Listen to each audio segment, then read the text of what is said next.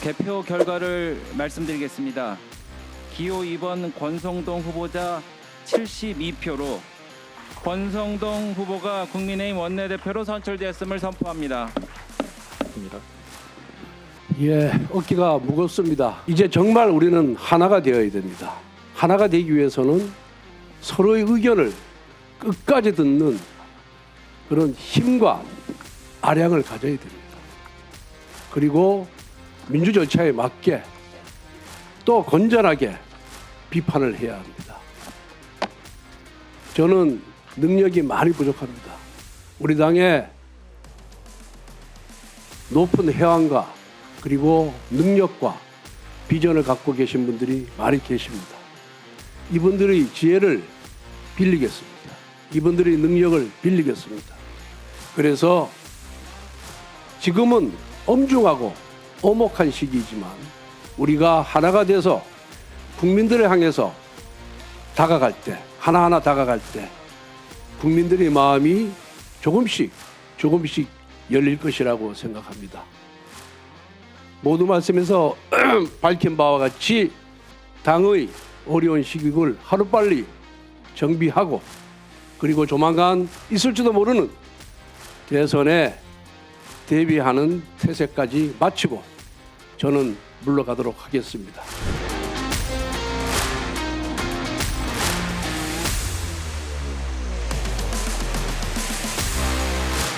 오는 14일 후보 등록을 거쳐 다음 주 월요일에는 신임 원내대표가 선출될 예정입니다. 언론인 여러분들과 당원 동지 그리고 국민 여러분께 개헌부터 대선 과정까지 저희 소회를 말씀드릴 필요가 있다는 생각에 마지막 기자간담회 자리를 마련했습니다.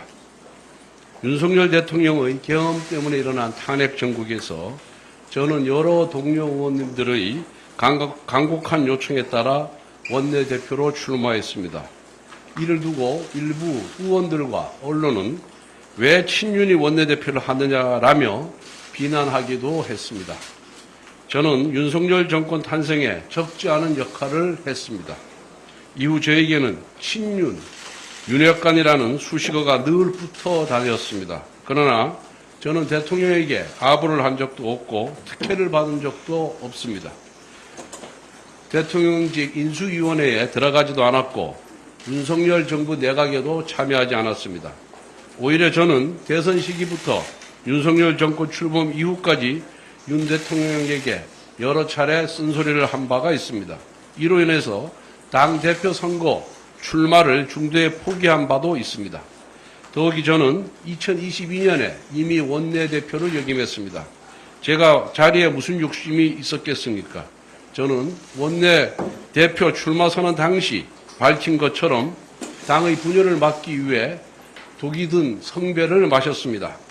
윤 대통령의 계엄은 위법적인 계엄입니다. 정치적으로도 대단히 잘못된 선택입니다. 지금도 왜 계엄을 했는지 이해할 수가 없습니다. 그러나 윤석열 대통령은 떠나더라도 당은 살아남아야 한다고 생각했습니다. 과거 박근혜 대통령 탄핵을 거치면서 저희 당은 분열했습니다. 그 상처는 아직도 남아 있습니다. 분열한 탓에 정권까지 넘겨주었습니다. 저는 과거의 오류를 반복해서는 안 된다고 생각했습니다. 일단 당은 단일 대우를 유지하면서 탄핵 소추안 통과를 최대한 늦춰보려고 했습니다. 그리고 당시는 이재명 대표의 공직선거법 위반 2심 재판이 남아 있었습니다. 선거에 막대한 영향을 미칠 판결이었습니다. 사법부의 공정한 판결을 기대하면서 탄핵 소추안 통과를 늦춰야만 했습니다. 이렇게 시간을 버려야만 조기 대선에서 조금이라도 유리한 지형을 만들 수 있고 이러한 희망이 있어야만 우리 당이 살아남을 수 있다고 생각했습니다. 저는 이런 선택에 따른 비판이 두렵지 않았습니다. 이미 독이 든 성배를 마시기 위로 한 마당에 선거에 도움이 된다면 그 어떠한 비난도 감수하고자 했습니다.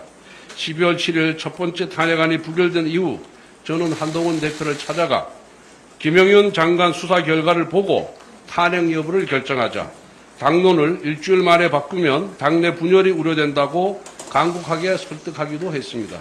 그러나 12월 14일 대통령 탄핵 소추안은 국회에서 통과되었습니다. 그 여파로 한동훈 대표 측 최고위원들마저 모두 자진 사퇴했습니다. 결국 지도부가 붕괴되면서 한동훈 대표마저 사퇴한 것입니다. 이후 당 지도부는 백석 남짓한 의석을 지키면서 민주당의 입법 폭출을 막아내고 조기 대선을 대비해야 했습니다. 대통령 탄핵과 관련된 재판에서 공수처와 헌법재판소의 절차적 문제를 지적하면서도 다른 한편으로는 우리 당이 아스팔트의 민심으로 끌려가지 않아야 했습니다. 당내에서 탄핵에 대한 찬반을 놓고 격렬하게 대립하는 와중에도 어떻게든 양쪽을 조율하고 다가올 대선에서 단일 대우를 꾸리기 위해 최선을 다했습니다. 그 과정에서 한쪽에서는 배신자라는 소리를 들었고 다른 한쪽에서는 구태라고 손가락질을 받았지만 묵묵히 감내하며 당의 중심을 잡아야 했습니다. 또한 헌법재판소에도 적법 절차 준수를 강하게 요구한 결과 무고한 장관들에 대한 기각 판결을 받아낼 수 있었습니다. 이것은 민주당의 연쇄 탄핵이 결국 국정마비가 목적이었음을 입증한 것입니다. 무엇보다 민주당의 입법 독재와 이재명 후보의 재판 지연을 강하게 질타했습니다. 특히 공직선거법 위반과 관련해서는 633 원칙을 강하게 요구하면서 대선 이전에 대법원에서 유죄 취지의 파기 환송심도 이끌어냈습니다. 저는 원내대표 재임 기간 내내 민주당과 강하게 맞서 싸우면서도 국민의힘 내부로부터 부당한 비난을 받았습니다. 그러나 하나하나 대응하지는 않았습니다. 당내 갈등이 부각될수록 선거에 악영향을 주기 때문입니다. 또한 민주당의 위헌, 위법적인 악법을 막아야 했기 때문에 최대한 당 의원들을 다독이면서 참고 또 참아왔습니다.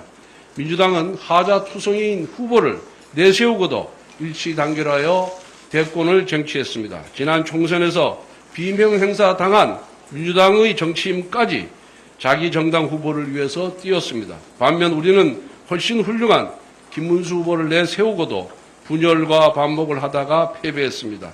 평소 정치적 이견이 있다 하더라도 선거라는 대회전 앞에서는 단일 대우를 만들어야 했습니다. 이것이 당을 함께하는 동지의 의무입니다. 우리는 윤석열 정부의 실패와 탄핵 그리고 지난 대선에서의 패배를 반면교사라 삼아 성찰과 혁신을 시작해야 합니다. 무엇보다 성찰과 혁신이라는 가치가 당권 투쟁으로 오염되지 않기를 바랍니다. 가업을 이어받을 때 자산과 부채는 함께 승계됩니다. 정당도 마찬가지입니다. 우리는 제1야당이라는 자산이 있으면서 동시에 윤석열 정부의 실패와 탄핵이라는 부채도 있습니다. 하지만 자산과 부채 중 어느 하나만 취사 선택할 수 없습니다. 당의 일부가 자산만 취하면서 다른 일부에게 부채만 떠넘기려는 행태는 가능하지도 않고 옳지도 않습니다. 이것은 기회주의면서 동시에 분파주의입니다. 우리는 이와 같은 행태를 극복해야 합니다. 이제 누구 탓을 하며 분열하지 맙시다. 같은 당의 동지를 절멸의 대상으로 보지는 맙시다. 과거 우리는 친이 친박의 갈등으로 많은 상처를 입었습니다. 최근까지도 친한의 갈등으로 참 힘들었습니다. 이번 대선 때 김문수 후보 요청으로 계파 불용을 당헌에 신규로 넣은 것은 지난날의 과오를 되풀이하지 말자는 각오였습니다.